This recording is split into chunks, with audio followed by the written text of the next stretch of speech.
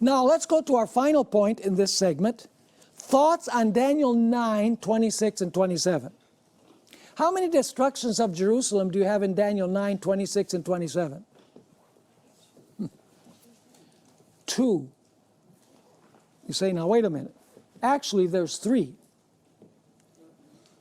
No, wait a minute. Let's read the verses.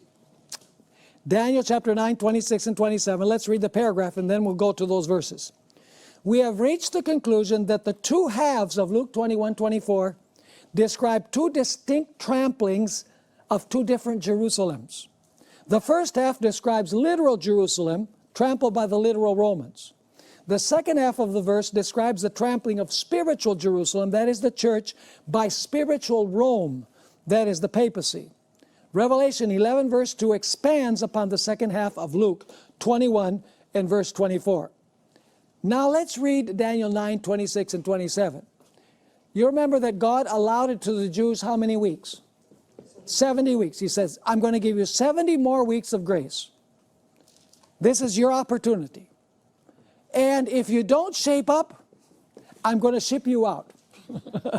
Is basically what he's saying. Now, notice Daniel 9:26. After the 62 weeks, and it's understood that it's the 62 plus the 7, which is 69, Messiah shall be cut off, but not for himself. What is that referring to? The death of Jesus. And the people of the prince who is to come.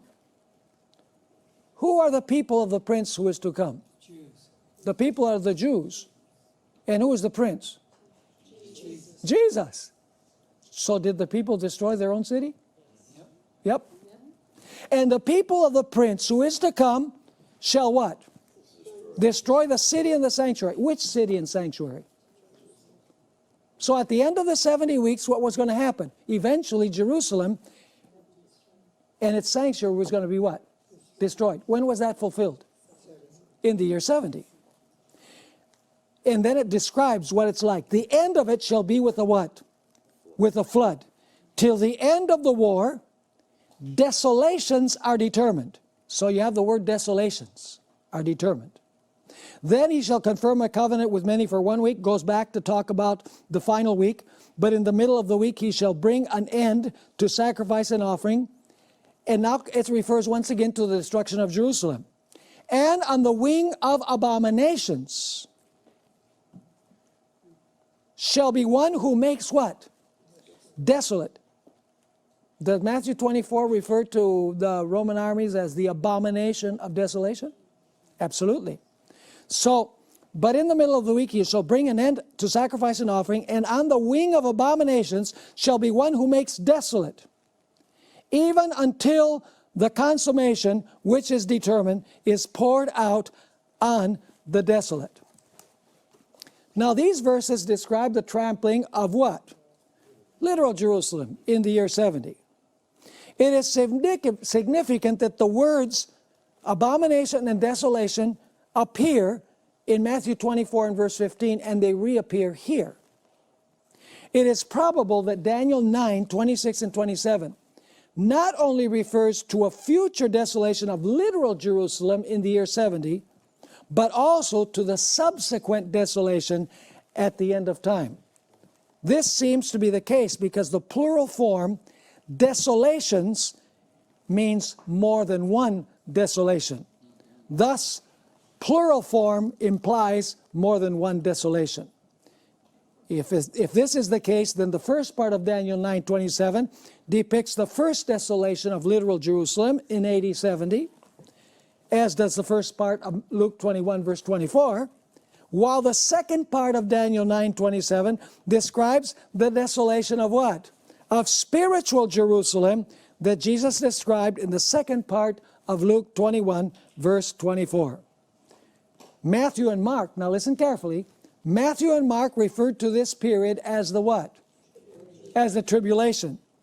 A word that Jesus used to refer to as what? As the trampling of Jerusalem by the Gentiles. So in other words, the tribulation is what? The trampling of God's people by the Gentiles, by the papacy. This interpretation fits very well with the fact that Jesus blended the description of literal Jerusalem and spiritual Jerusalem. You have two statements here. The prophecy which he uttered was what? Twofold in its meaning. While foreshadowing the destruction of Jerusalem, the literal Jerusalem that is, it what? Prefigured also the terrors of the last great day. And incidentally, there's something more here. How many stages does the papacy have? Two. What is the first stage? The 1260 years. What will be the second stage? When its deadly wound is healed. Did the papacy trample upon Jerusalem during the first period of its dominion? Yes. Is it going to trample upon Jerusalem, spiritually speaking, in the second stage? So we're to understand that really the second stage of the papacy is actually a continuation of the first with the period of the deadly wound in between. But it's the same system persecuting the saints of the Most High. So when Ellen White says that this prophecy is twofold in its meaning, she's not only referring to the destruction of literal Jerusalem and then, the attack on God's people at the very end of time. Included also is the idea of the tribulation during the 1260 years. That's what she says in Desire of Ages. Here's another statement, Great Controversy, page 36. The Savior's prophecy concerning the visitation of judgments upon Jerusalem is to have another what? Another fulfillment, of which that terrible desolation was but a faint shadow. In the fate of the chosen city we may behold the doom of a world that has rejected God's mercy and trampled upon His law. By the way, do you remember in Daniel chapter 9, verse 26 and 27, you have the two words, abominations, desolation. Does the book of Revelation refer at all to abomination of desolation regarding the end time? Notice our last text, Revelation 17, verses 4 through 6, and verses 15 and 16. Who does the harlot represent? Well, the harlot is Babylon, but who's Babylon? The Roman Catholic papacy. Right? So, let's notice the end time application of this. Revelation 17, verses 4 through 6. Speaking about the harlot, the woman was arrayed in purple and scarlet, and adorned with gold and precious stones and pearls, having in her hand a golden cup full of, there's one of the key words, abominations, and the filthiness of her fornication. And on her forehead a name was written, Mystery, Babylon the Great, the mother of harlots and of the abominations of the earth. I saw the woman drunk with the blood of the saints and with the blood of the martyrs of Jesus. Is that what happened during the 1260 years? The trampling upon God's people? Yes. Was it the same harlot? Yes. Was she filled with the same abominations? Yeah, only this is the end time dimension. There was one during the 1260 years. This is the last one.